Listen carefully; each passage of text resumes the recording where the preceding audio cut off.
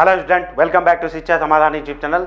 तो बच्चों, जैसा कि आपका राउंड 1 का रिजल्ट आ गया है, तो कुछ बच्चों को अलॉटमेंट आया है, कुछ बच्चों का नहीं आया है। तो दोनों केस में आपको क्या एक्शन लेना है, इसके बारे में डिटेल में हम इस वीडियो में डिस्कस करने वाले हैं। तो सबसे पहले हम देखते हैं कि जिन बच्चों का नो अलॉटमेंट आया है उनको परेशान होने की जरूरत नहीं है, क्योंकि नो अलॉटमेंट है, आपको कोई एक्शन नहीं करना। कोई भी फ्रीज प्लॉट, जैसा कि आप अभी देखे होंगे, फ्रीज प्लॉट स्लाइड, आपको कुछ भी नहीं करना है। साथ में आपको नेक्स्ट राउंड में आप अगेन आप चेक करना, अलॉटमेंट आता है तो जो अभी हम नेक्स्ट प्रोसेस डिस्कस करते हैं आपको वो एक्शन लेना होगा। अदरवाइज बाय डिफॉल्ट आपका चॉइसेस जो फिल किया है वो फ्लोट मोड में रहेगा, और जब भी आपको अलॉटमेंट आता है तो उस पर आपको एक्शन लेना होगा।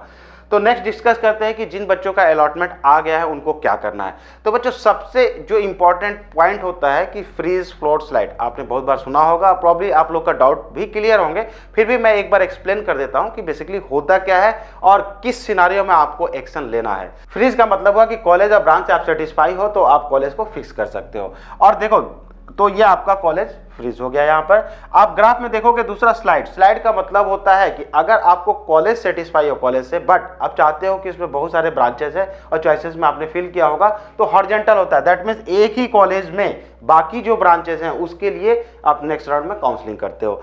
जैसा कि आपका फ्लोट है तो फ्लोट में आपकी जो भी चॉइसेस हैं, और आपका नेक्स्ट राउंड जैसे होता है तो जो एक बार कॉलेज आपको मिल जाता है ये ऊपर की ओर मूव होगा, वर्टिकल मूव होगा, और स्लाइड में आपका हॉरिजॉन्टल मूव होता है। दैट मीन्स एक ही कॉलेज में आपको जो नेक्स्ट ब्रांचेस हैं उसको मिलेंगे। तो आप ऐसे समझ सकते हो कि जो आपने चॉइसेस फिल किया है, तो आपका अगर आपने फ्री फ्लोट सेलेक्ट किया है तो पहले आपको ये सारे कॉलेजेस चॉइसेस में देखेंगे फ्लोट में। अगर आप स्लाइड सेलेक्ट कर लेते हो तो देखो बीच बीच में आपकी चॉइसेस फिल हुई होंगी उस पर्टिकुलर कॉलेज के लिए, तो वो सारी चॉइसेस नेक्स्ट राउंड में आपकी कंप्यूटर देखेगा। दैट मीन्स कॉलेज तो आपका चेंज नहीं करेगा, लेकिन जो भी उस कॉलेज का ब्रांच अदर डाला है अपने चॉइसेस में ऊपर, वो सारी ब्रांचेस कंप्यूटर आपका एक बार कंसिडर करेगा और उसमें आपका अलॉटमेंट होता है तो मूव कर जाएगा। तो बच्चों, ये फ्रीज प्लॉट स्लाइड क्लियर हो गया होगा। नेक्स्ट हम देखते हैं, एक डिफरेंट वे में भी समझ लेते हैं कि फ्रीज का मतलब क्या हुआ। फ्रीज का मतलब हुआ कि कॉलेज और ब्रांच से ओके है। अगर आप सेटिस्फाई हो कॉलेज और ब्रांच से, दैट मीन्स कि आप फ्रीज कर सकते हो, फर्दर आपको काउंसलिंग नहीं करना। फाइनली 6th राउंड में आप जो आपका कॉलेज फिक्स हुआ है उस कॉलेज में आप डायरेक्टली रिपोर्ट करते हो। नेक्स्ट देखते हैं कि फ्लोट का मतलब हो गया कि कॉलेज और ब्रांच दोनों से सेटिस्फाई नहीं हो, तो आप चाहते हो कि जो चॉइसेस आपने फिल किया है और करंटली जो मिला है उसके ऊपर की ओर मूव करे, तो आप फ्लोट यूज करो, और ये बहुत जरूरी है एक अच्छा कॉलेज लेने के लिए। नेक्स्ट ऑप्शन होता है स्लाइड में क्या होता है कि आप कॉलेज से ओके हो, कॉलेज आपको अच्छा लग रहा है, लेकिन आपको ब्रांच अभी चाह रहे हो कि और हमें उस कॉलेज में ही चेंज हो, तो उस केस में आप स्लाइड। तो बच्चों, ये 3 टर्म बहुत ही क्लियर हो जाओ कि कब आपको फ्लोट, कब फ्रीज और कब स्लाइड यूज करना है, क्योंकि ये जो नेक्स्ट आपकी काउंसलिंग होगी इस टर्म का आप बहुत यूज करने वाले हो जैसी आपकी रिक्वायरमेंट होगी। तो बच्चों, ये तो आपने जो एक कॉमन जो आपको यूज करना है इसके बारे में डिटेल में बता दिया। तो फर्दर जैसा कि अभी हमने देखा कि नो अलॉटमेंट केस में आपको कोई एक्शन नहीं लेना है, लेकिन आपका अलॉटमेंट आता है उस समय एक्शन क्या लेना है। तो देखो, जब आपका अलॉटमेंट आता है तो ये मैंडेटरी है, आपको ये एक्शन लेने हैं। दैट मीन्स सबसे पहले पे करना है, ये 35,000 या 15,000 डिपेंड करता है आप किस कैटेगरी से बिलोंग करते हो। और नेक्स्ट होता है कि आपको फ्रीज फ्लोट स्लाइड, जैसा कि अभी एक्सप्लेन किया, इसमें जरूर आपको चूज करना है कि आप नेक्स्ट आपका काउंसलिंग कैसे मूव करेगा, तो ये मस्ट है एक का। दूसरा इसका नेक्स्ट जो है थर्ड है आपका अब डॉक्यूमेंट अपलोड करना है। तो बच्चों, प्रीवियस हमने वीडियो में डॉक्यूमेंट्स के बारे में ऑलरेडी डिटेल में बताया है, तो आप उसके अकॉर्डिंग डॉक्यूमेंट्स को सारा अपलोड कर दोगे, ये भी मैंडेटरी है। और सबसे मैंडेटरी है कि ये जब तीनों एक्शन आपके हो जाते हैं तो आपको फ्रीक्वेंटली जोसा का वेबसाइट आपको चेक करते रहना है कि आपका डॉक्यूमेंट वेरीफाइड हुआ या नहीं, क्योंकि अगर किसी आपके डॉक्यूमेंट में कोई भी प्रॉब्लम होता है ड्यू टू अनक्लियरिटी या फॉर्मेट की वजह से, कोई भी एक रीजन आ सकता है, तो आपको उस क्वेरी को रिजॉल्व करना होगा। दैट मीन्स डॉक्यूमेंट अगर रिप्लेसमेंट के लिए बोल रहा है तो डॉक्यूमेंट आपको रिप्लेस करना होगा। वो एक्शन आप देख सकते हो कि आपको क्या फर्दर लेना है, बट ये बहुत मैंडेटरी है। ऐसा नहीं कि आपने ये एक्शन 3 किया और अब भूल गए, आपको देखते ही रहना जब तक कि वहां से वेरीफाइड नहीं हो जाए, और उसके डेट्स वगैरह भी हम बता देते हैं कैसे आपको चेक करना है। तो बच्चों, जब भी आपका अलॉटमेंट आता है, दैट मीन्स राउंड 1 से लेकर राउंड 6 तक जब भी अलॉटमेंट आएगा, आपके ये एक्शन हर बच्चे के लिए इंपॉर्टेंट है।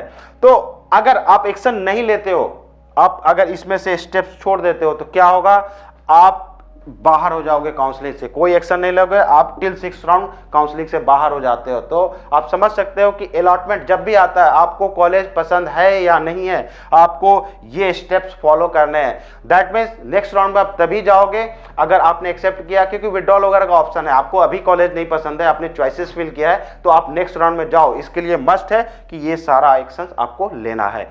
तो देखो अब नेक्स्ट डिस्कस करते हैं कि राउंड 1 से लेकर राउंड 6 तक आपको क्या फॉलो करना है, किन बातों का ध्यान रखना। बहुत सारे स्टूडेंट और पेरेंट्स का हमारे पास क्वेरी आया कि ये राउंड 1 से लेकर राउंड 6 तक आपको क्या एक्शन लेना है। तो देखो सबसे पहले आप ध्यान दो, राउंड 1 में आपका जैसे आज रिजल्ट आया, तो जो कॉलेज आपको मिला है इमीडिएटली ये एक्शन लेना है, और एक बार लेना होता है, आपको हर राउंड में नहीं लेना होता है। That means payment fee, freeze float और आपका अपलोड, आपको एक ही बार एक्शन लेना है जब भी आपका फर्स्ट टाइम, चाहे आपका राउंड 1 में आए, राउंड 2, राउंड 3, राउंड 4 किसी में भी अलॉटमेंट आता है, ये एक्शन मस्ट है, नहीं तो आप काउंसलिंग से बाहर हो जाओगे नहीं लेते हो तो।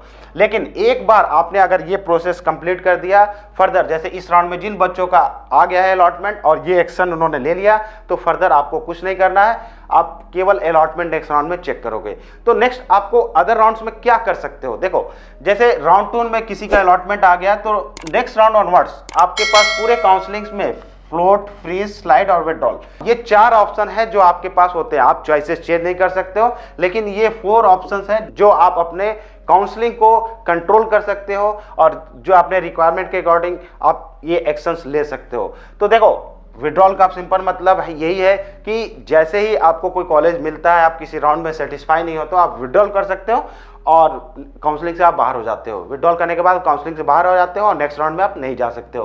तो देखो ये 4 एक्शन आपको ले सकते हो। तो देखो जैसे आपका R1 में रिजल्ट आ गया, तो आप जैसे नेक्स्ट चूज कर लिया फ्लोट, तो नेक्स्ट राउंड में आपका बाय डिफॉल्ट फ्लोट रहेगा टिल लास्ट राउंड तक, आपको कोई एक्शन नहीं लेना। हाँ, अगर बीच में आपको जरूरत लगता है कि फ्रीज और स्लाइड यूज करना है या विड्रॉल यूज करना है, वो आपकी रिक्वायरमेंट है, उसके अकॉर्डिंग इस ऑप्शन को यूज करते हो।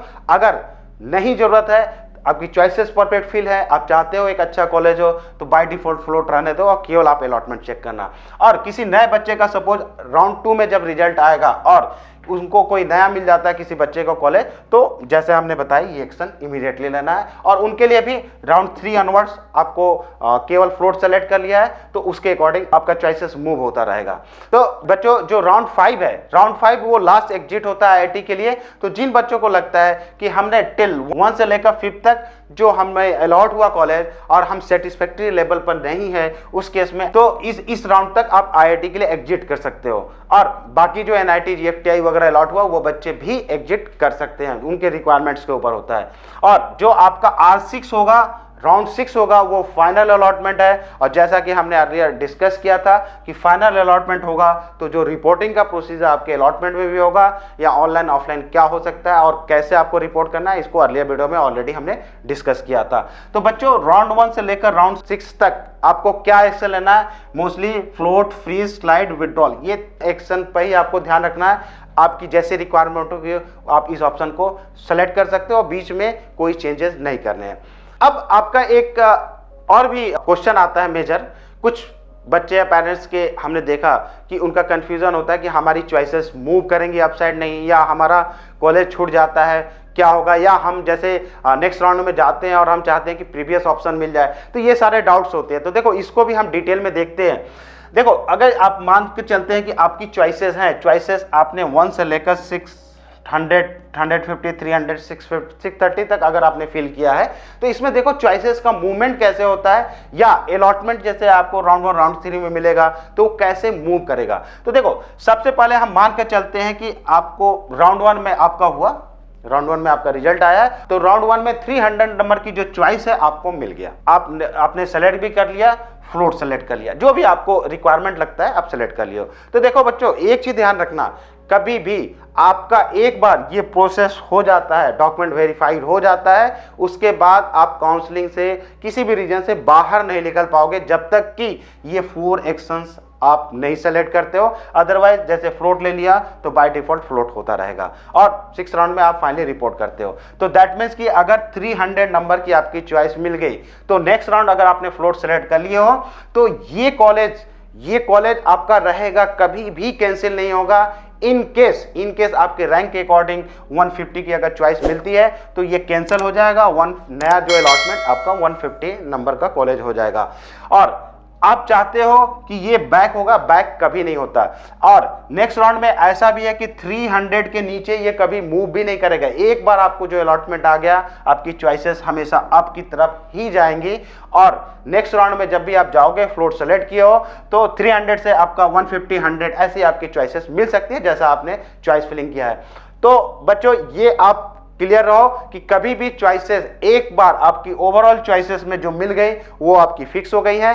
आपने डॉक्यूमेंट वेरीफाई किया, उसके बाद आपको कोई डरने की जरूरत नहीं है। आपने सेलेक्ट जैसा भी किया होगा, अगर फ्लोट सेलेक्ट किया है तो वो आपका चॉइसेस जो भी टॉप से लेकर 1 से लेकर अगर 300 तक आपने जो फिल किया है, क्योंकि नीचे आप कंप्यूटर नेक्स्ट राउंड में नहीं देखने वाला, तो 1 से लेकर 300 तक जो चॉइसेस हैं इसी में आपका नेक्स्ट अलॉटमेंट आएगा। और अलॉटमेंट अगर आता है दैट मीन्स कि पहला कैंसिल हो जाता है, तभी आप बैक मूव नहीं कर सकते हैं। क्योंकि मान लो कि सेम की तरह अगर मान लो कि 100 की चॉइस मिल गई, दैट मीन्स कि 100 से अब नीचे नहीं आएगा, 100 से ऊपर ही जाएगा। तो बच्चों क्लियर हो कि अगर आप फ्लोट चूज करते हो, परफेक्ट वे में चॉइस फिलिंग लिए हो, अपना चॉइसेस हर राउंड में रिव्यू जरूर करना कि अभी मिल गया है तो नेक्स्ट ऊपर की चॉइसेस है अब क्या है और हमें फर्दर क्या एक्शन लेना है। तो बच्चों हम मानकर चलते हैं कि ये वीडियो में आपको क्लियर कर दिया कि जो नो अलॉटमेंट है उनको कोई एक्शन नहीं लेना है। अगर कोई अलॉटमेंट है तो इनके ये स्टेप्स आपको लेने हैं। अगर नहीं लेते हो तो आप काउंसलिंग से बाहर हो जाते हो और आपकी जो चॉइसेस हैं कैसे मूव करेंगे ये क्लियर है।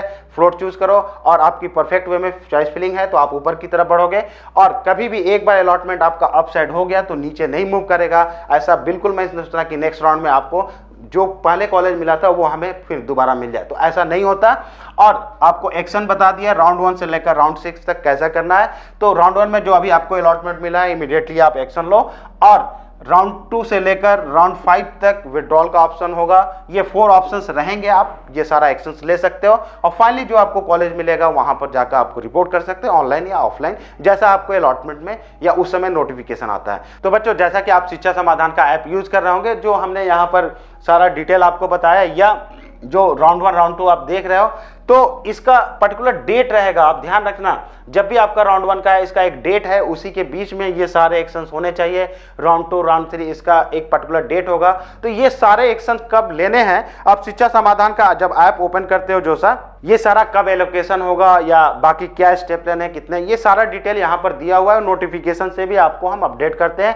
तो इसमें देखो ये हमने बताया कि इसमें हर का एक डेट होता है। तो मेजर जैसे आपने डॉक्यूमेंट यहाँ पर सबमिट किया, तो देखो लास्ट डे आप क्वेरी रिस्पॉन्स जब खोलते हो तो जो आपका क्वेरी है, आप देखोगे राउंड 1 का जो रिजल्ट आज आया है इसका लास्ट डे क्वेरी का जो एंडिंग है, अगर आपने किया वेरीफाइड पहले हो गया ओके, अगर नहीं वेरीफाइड है कोई क्वेरी आ गया तो 31 तक आप उस क्वेरी को रिजॉल्व कर सकते हो। इसी तरह देखो राउंड 2 में दिया हुआ है कि 5 नवंबर तक अगर इसमें किसी का अलॉटमेंट आता है तो आप इसको अपनी क्वेरी को रिजॉल्व कर सकते हो। राउंड 3 में आता है तो इसके आप क्वेरी को 9 नवंबर तक रिजॉल्व कर सकते हो। और राउंड 4 में आता है तो आप 30 नवंबर तक रिजॉल्व कर सकते हो। राउंड 5 में अगर अलॉटमेंट आता है आपका तो 17 नवंबर तक आप रिजॉल्व कर सकते हो। और राउंड 6 में अगर अलॉटमेंट आता है, फाइनल में आता है, तो अगर कोई क्वेरी आती है तो 20 नवंबर तक रिजॉल्व कर सकते हो। तो बच्चों ये आप शेड्यूल में जोसा का एक एक स्टेप क्या करना है, उसका डेट क्या है, ये शिक्षा समाधान के ऐप में दिया है। तो प्रॉब्ली आप इसको भी देखकर अपने काउंसलिंग को आगे बढ़ा सकते हो। कोई क्वेरी होगा डेफिनेटली बच्चों आप हमें पूछो।